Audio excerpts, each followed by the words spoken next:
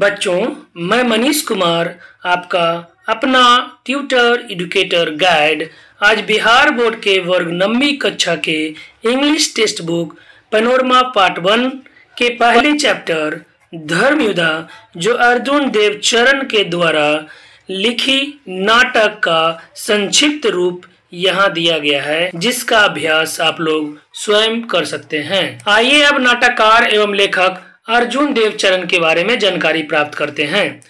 Arjun Dev Charan was born on 10th May 1954, a teacher by profession, is basically a poet। Arjun Dev Charan का जन्म 10 मई 1954 ईस्वी को हुआ था। ए टीचर बाय प्रोफेशन, पेशे से क्या थे वो? एक शिक्षक थे। इज बेसिकली ए पोएट, वास्तव में और मूलतः वह कवि थे। His plays appear like an extension of his poetry। जो उनकी जो यहाँ पर प्लेज है नाटक, appear like मालूम होता है, प्रतीत होता है कैसा? an extension of his poetry। उनकी कविताओं का विस्तार रूप ही जो था वह नाटक का रूप ले लेता था। The poet in him shows through, उनकी वो वास्तव में कवि कैसे थे, वो कैसे मालूम होता था, किसके द्वारा प्रतीत होता था? वो छोटे छोटे लिखते थे, स्पष्ट लिखते थे, एंड पीथी लाइन्स, मार्मिक लाइन, करुणाभरी पंक्तियों के द्वारा, and the song of the chorus, chorus का बेटा होता है यहाँ पर समूह गान। इन हिज प्लेज, जो उनकी लेखनी में, उनके गायन में जो समूह गान होता था, उसे भी क्या करते थे? वो नाटक में दर्शाते थे, नाटक में दिखता था। इससे पता चल जाता था कि उनका जो नाटक है वो कविताओं का ही विस्तृत रूप है। His first book of Rajasthani plays, उनकी जो पहली किताब थी राजस्थानी नाटक, पब्लिश्ड इन द लेट 17वीं शताब्दी के लेट में क्या हुआ था? वो प्रकाशित हुआ था।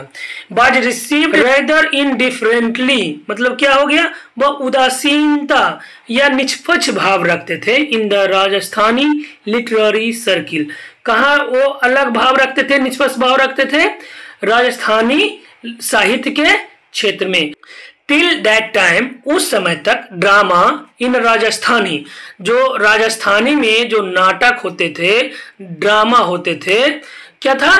हैड मीन्ड आइदर, या तो सम स्ट्रेवनेट प्लेज, मतलब एक ऐसा नाटक जो मुख्य विषय वस्तु से हटकर होते थे, भटके हुए विषय वस्तु पर होते थे। ऑन सोशल इश्यूज, सामाजिक मुद्दों पर, लाइक विडो रीमैरिज, जैसे विधवा पुनर्विवाह, डॉरी दहेज प्रथा, जब वर वधू की शादी होती है लड़का लड़की का, तो लड़की पक्ष के द्वारा जो पैसे दिए जाते हैं उपहार के रूप में, उसे ही दहेज कहा जाता है। ऐसे मुद्दों पर क्या करते थे? इन्होंने मुख्य विषय से हटकर लिखना प्रारंभ किया। इसी कारण से इन्हें ज्यादा पसंद नहीं किया गया था। और the folk plays based on historical and mythological theme, ऐसे तो उन्होंने क्या किया था? या तो उन्होंने मुद्दों से हट करके सामाजिक विषय वस्तु पर, चाहे वो विधवा पुनर्विवाह की बात हो या दहेज प्रथा की बात हो, या तो वह आंचलिक नाटक, लोक नाटक, जो किस पर आधारित होती थी? ऐतिहासिक घटनाओं पर, या मैथोलॉजिकल थीम्स, या पौराणिक विषय वस्तु पर आधारित होती थी। ए फुल लेंथ प्ले, उनकी जो पूरी नाटक होती थी ऑन ए कंटेम्प्रेरी थीम, समकालीन विषय वस्तु पर होती थी, जो आज के मुद्दे होते थे उसी को उन्होंने क्या किया था? अपने नाटक में शामिल किया था। वाज बियॉन्ड कंजेशन, वो क्या था? कल्पना से परे था, सोच से परे था। मीन्स लोग उसे समझ ही नहीं पाते थे कि ये हमारा ही मुद्दा ये अर्जुन देव चरण उठा रहे हैं। However, हालांकि Arjun's arrival on the scene is significant not only in the terms of dramatic literature but also of modern theatre। हालांकि Arjun's arrival on the scene is significant, चूंकि लेखनी के क्षेत्र में अपना पहचान बनाने के लिए जब आए, तो not only in the term of dramatic literature, ना केवल उन्होंने इस मुद्दे पर बात किया, किस पर? नाटकीय साहित्य पर, but also of modern theatre, जो आधुनिक थिएटर थे उस पर भी इन्होंने क्या किया? अपना प्रभाव छोड़ा। अर्जुन देव प्लेज इंक्लूड 2 नाटक आजरा, अर्जुन देव चरण के जो नाटकों में शामिल हैं, दो नाटा काजरा, ग्वारियन संकारियो, बोल मेरे मछली कितना पानी है, बच्चों बिहार में भी खेलते हैं, धर्म जुदा जो पढ़ रहे हैं भी, एंड मुक्ति गाथा, ये इनके द्वारा कुछ रचित महत्वपूर्ण क्या है, नाटकें हैं। धर्म जुदा is the story of Padma, जो वर्तमान जो हम लोग अभी नाटक का अंश पढ़ रहे हैं वो धर्म जुदा है, वो पद्मा की कहानी है। ए यंग गर्ल, वो युवा लड़की है, एडुकेटेड थ्रू स्क्रिप्चर्स, जिसकी शिक्षा दीक्षा धार्मिक ग्रंथों के द्वारा हुई है, लाइक जैसे में द रामायण, द महाभारत, अर्थात यह जो युवा लड़की पद्मा है उसकी शिक्षा दीक्षा किसके द्वारा हुई थी, महाभारत एवं रामायण जैसे धार्मिक ग्रंथों से हुई है। सी फील्स एग्रीव्ड, वह दुखी थी, एंड एजिटेटेड, और परेशान थी, बेचैन थी, by the uncharitably orthodox attitude of the society towards women, क्योंकि जो अमानवीय रूढ़िवादी व्यवहार था लोगों का किसके प्रति, समाज में महिलाओं के प्रति, इन सारे विषय वस्तु के बारे में सोच करके कौन थी, पद्मा बहुत ही परेशान और बेचैन थी। सी रिपीटेडली क्वेश्चंस हर पेरेंट्स, वह बार बार प्रश्न करती थी अपने माता पिता से, एंड हर टीचर्स, और अपने शिक्षक से, about the rights and the identity of a women, किसके बारे में, अधिकार क्या है और पहचान क्या है किसी महिला का, and ask them whether her identity is subject to her marriage, और यह भी पूछती है कि क्या महिलाओं की पहचान उसकी शादी पर ही निर्भर करती है, यदि कोई महिला शादी ना करे तो क्या उसे इस समाज में कोई पहचान या नाम नहीं मिलेगा। ये प्रश्न अपने माता पिता एवं शिक्षक से करती है पद्मा, वह युवा जो लड़की है। Work in small groups and discuss the following, अब यहाँ पर एक समूह का निर्माण करना है, समूह में कम से कम 2 छात्र होंगे और निम्नलिखित प्रश्नों पर चर्चा करेंगे। पहला प्रश्न है, What forms the identity of a woman in the society? महिलाओं का किस रूप में पहचान है हमारे समाज में, ठीक है। दूसरा है, How is marriage related to the identity of a woman? कैसे शादी किसी महिला की पहचान है। इसी पर आप थोड़ा अपना विचार लिखें और लिखने का प्रयास करें ताकि आपके लेखन कौशल में विकास हो सके। आइए अब हम लोग नाटक के अंश को समझते हैं। यहाँ पर मुख्यतः 3 पात्र हैं, पद्मा, पद्मा की माँ और पद्मा के पिताजी। जो अभी बातचीत हो रही है वो पद्मा और उसके माँ के बीच हो रही है। आइए समझते हैं, और पद्मा क्यों इतना परेशान है उसे भी समझते चलते हैं। पद्मा प्रश्न करती है, mother what is the identity of a women. बेटा जाओ आज घर और कुछ अचानक प्रश्न करने लगोगे माताजी से तो माताजी भी परेशान हो जाए कि अच्छा खासा तो थी, ऐसा प्रश्न क्यों कर रही है। तो पद्मा बोलती है, माँ बताओ कि महिलाओं का क्या पहचान है। माँ बोलती है, why do you ask that, बेटा ऐसा क्यों पूछ रही हो। Padma, how I am different from others, माँ मुझे ये भी बताओ कि मैं दूसरों से अलग कैसे हूं। माँ बोलती है, यू आर माई डॉटर, आप मेरी पुत्री हैं, आवर ओनली चाइल्ड, मेरी एकमात्र संतान, एंड योर फादर्स डार्लिंग, और अपने पिता की प्यारी बिटिया भी हो। ठीक है, यहाँ माँ ने जवाब दिया। पद्मा आगे प्रश्न करती है, father cares more for money than for me. Padma आगे कहती है कि माँ पिताजी तो मुझसे ज्यादा पैसों को ध्यान देते हैं, पैसे कमाने में ध्यान लगाते हैं, मुझ पर तो वो कोई ध्यान देते ही नहीं है। It takes a heart to bestow love, किसी को प्यार देने से ही उसके हृदय को जीता जाता है, लेकिन पिताजी तो मुझे प्रेम ही नहीं करते हैं, उनके पास मेरे लिए समय ही नहीं है, मुझे प्यार करेंगे तब न माँ, वो तो मेरे बारे में सोचते भी शायद नहीं होंगे। इस तरह की बातें पद्मा अपनी माँ को बताती है। माँ जवाब देती है, फॉर हुम डज ही सेव, एक समान महिला की तरह वो बोलती, बेटा पिताजी तुम्हारे काम करते हैं तो जो पैसे मिलते हैं वो किसके लिए वो बचाते हैं। He does all this only for your sex, बेटा जो कुछ भी वो कर रहे हैं वो तुम्हारे खातिर तो कर रहे हैं। You shouldn't think that's I have no heart, बेटा तुम्हें बिल्कुल नहीं सोचना चाहिए कि हमारे पास तुम्हारे लिए हृदय ही नहीं है, क्योंकि हम लोग जो भी कर रहे हैं ये सब तुम्हारे लिए कर रहे हैं। Padma, but I didn't say it of you. Padma बोलती है, वो लेकिन माँ मैं आपके लिए ये सब नहीं बोल रही हूँ, मैं पिताजी के लिए बोल रही हूँ, वो मेरे पर ध्यान नहीं देते, आप तो मेरे साथ रहती हैं, हम पर पूरा ध्यान देती है। माँ आगे बोलती है I am not in any way different from him. बेटा मैं किसी भी तरह से उनसे अलग नहीं हूँ। My identity is linked with his and I cherish the bond. बेटा मेरी जो पहचान है उनसे जुड़ी हुई है, जुड़ गई है और मैं एक बंधन से जुड़ी हुई हूँ।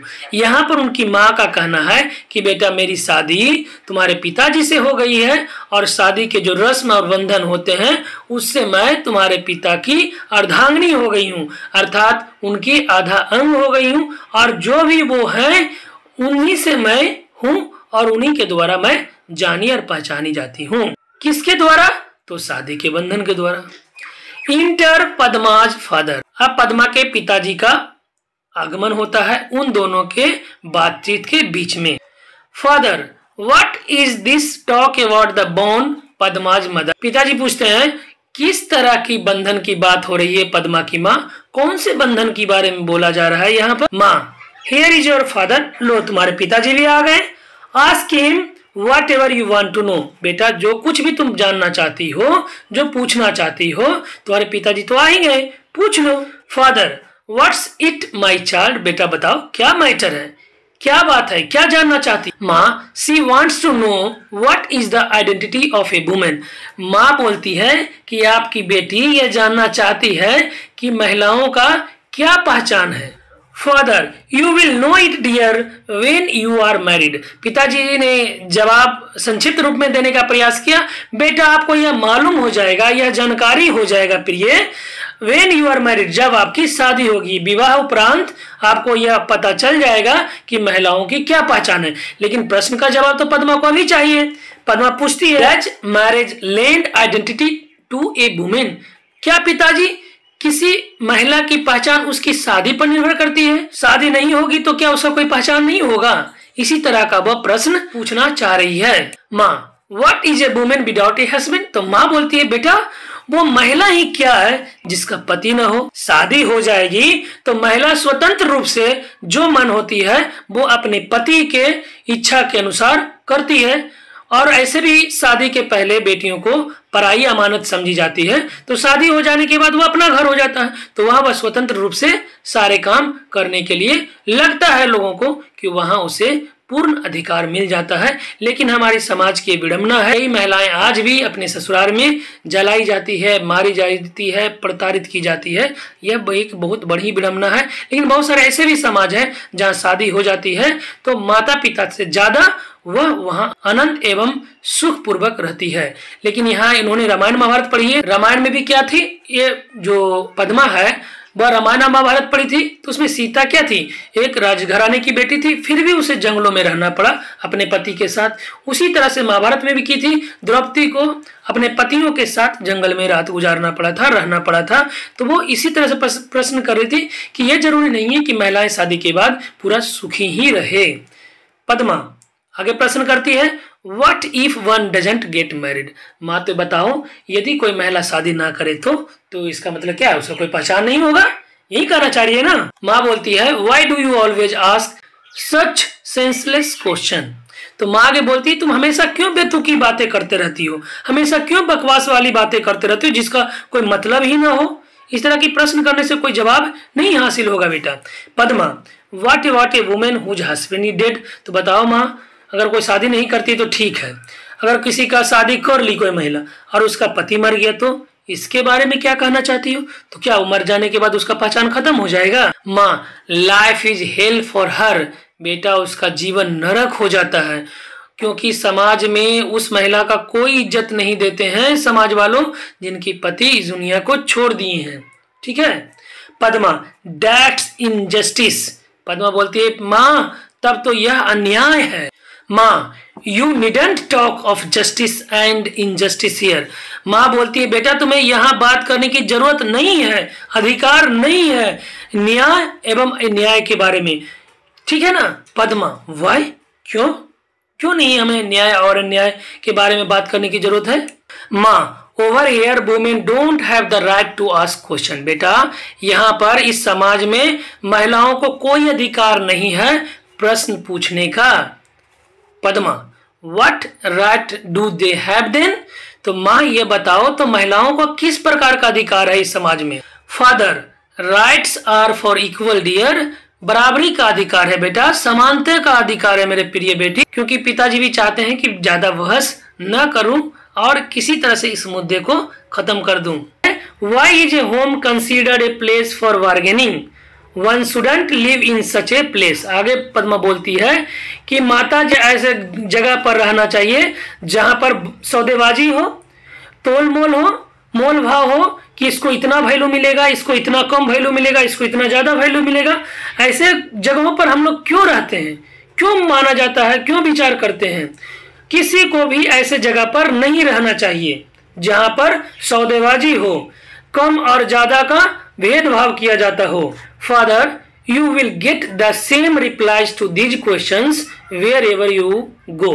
पिताजी बोलते हैं बेटा जहां कहीं भी आप जाइएगा इन्हीं प्रश्नों का जो कुछ भी आप पूछ रहे हैं उसका यही जवाब मिलेगा। पद्मा बोलती है what the identity of a woman is the identity of the human race. Padma आगे बोलती है लेकिन महिलाओं की पहचान तो पूरी मानव जाति की पहचान है। क्यों? क्योंकि यदि हमारे समाज में महिला नहीं होगी तो पुरुष कहां से आएंगे? इस समाज का निर्माण कैसे होगा? ये सोसाइटी सेंस वुमेन, ये समाज सेंस मतलब के बिना, ये समाज बिना महिलाओं का कैसे हो सकता है? फादर बोलते हैं that's why they say that, इसलिए तो वो कहते हैं कि मैरिज लेंड्स दिस आइडेंटिटी। इसीलिए तो मैं कह रहा था बेटा कि जब कोई महिला शादी कर लेती है तो उसकी पहचान हो जाती है, उसकी पहचान उस परिवार से, उस पुरुष से, उस समाज से होने लगती है। Padma, so if a girl doesn't get married she has no identity. तो पिताजी ये बताइए कि यदि कोई लड़की शादी नहीं करेगी तो उसका कोई पहचान नहीं होगा। Why is it that an unmarried man is venerated and called a saint? तो बताइए पिताजी जब कोई अविवाहित पुरुष होते हैं तो उन्हें क्या किया जाता है? पूजा किया जाता है, सम्मान किया जाता है और क्या कहा जाता है? संत कहा जाता है। While an unmarried woman is called immoral and wanton. वहीं कोई महिला शादी नहीं करती है तो उसे अनैतिक एवं चरित्रहीन कहा जाता है। ऐसा क्यों? यहाँ पर बेटा एक प्रोजेक्ट वर्क यह भी तैयार कर सकते हैं आप लोग गूगल की सहायता से कि बेटा बहुत सारे महिलाएं ऐसे हैं हमारे देश और दुनिया में जिनकी विवाह नहीं हुई है और नहीं हुई थी, वो एक अच्छे मुकाम पर थे और उन्हें लोग जानते हैं और लोग पहचानते हैं। तो ये आपको एक परियोजना कार्य मैं यहाँ दे रहा हूँ। तो समझना है कि जरूरी नहीं है कि कोई महिला शादी करेगी तभी उसकी पहचान होगी। तो बेटा इसलिए आप लोग अच्छा करें, मेहनत करें और एक अपना पहचान बनाएं, चाहे वो लड़का हो या लड़की हो। अगर आपकी पहचान नहीं होगी तो आपको समाज में कोई वैल्यू नहीं मिलेगा। बच्चों, आपने यह वीडियो देखा, इसके लिए धन्यवाद। आप इस वीडियो को ज्यादा से ज्यादा अपने सहपाठियों एवं दोस्तों के पास शेयर करें ताकि वह भी लाभ ले सकें। एवं आप हमारे व्हाट्सएप, टेलीग्राम चैनल पर जुड़ सकते हैं और इसके हिंदी एवं अंग्रेजी ट्रांसलेशन को आप मेरे ब्लॉग पर भी जाके पढ़ सकते हैं। तो आज के लिए बस इतना ही, धन्यवाद।